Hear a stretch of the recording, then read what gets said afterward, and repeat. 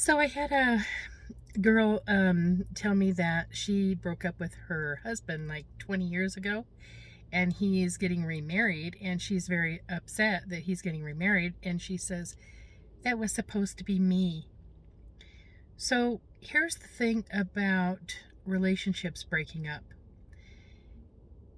Sometimes one person is ready for that to happen, but the other one is not ready for that to happen for whatever reason. It could be that you're not ready for it to happen because you just don't want to let go. Um, or you get used to being in a situation and it's hard to admit that although you're miserable, it is best to let it go. The other person may realize that, but you don't realize that, or they don't realize that. But it is not a bad or a negative thing for a relationship to break up. Sometimes people come into our lives and we learn from them, they learn from us, and then it's just time to move on. And if we were to stay in that relationship, or that person were to want to hold us captive if we want to leave, that's not doing you any good. If it's time to move on and one person knows it and the other one doesn't know it, then the other one who doesn't know it grieves more. But eventually, if you can open your mind and realize that if the other person needed to go, then it's best to let them go. There's a saying, if you love something, set it free. If it comes back, it's yours. If it doesn't, it never was. That's not necessarily what I think. I think that sometimes you're meant to be together for a certain amount of time, and then once it runs its course, it's done with.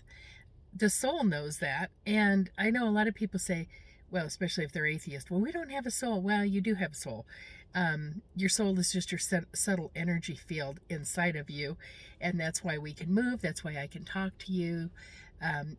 That's what makes us animated. Okay, but anyway, it's your deep unconsciousness, your deep knowing, and if you release your ego, you will see at some point and be able to admit that, you know what, this person actually did me a great favor. It was time to move on, and you open yourself up for more possibilities. But if you hang on to your ego and you just don't want to, let it go, 20 years, I mean, come on, really? You're going to live your life pining 20 years, and that other person has moved on with their life 20 years ago. And you're still grieving over it. What sense does that make? It really doesn't. It's just the ego that causes you to want to hang on. It's a deep unconsciousness.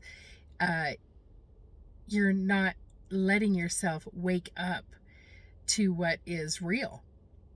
So anyway, I'm going to do another video on letting go when someone dies.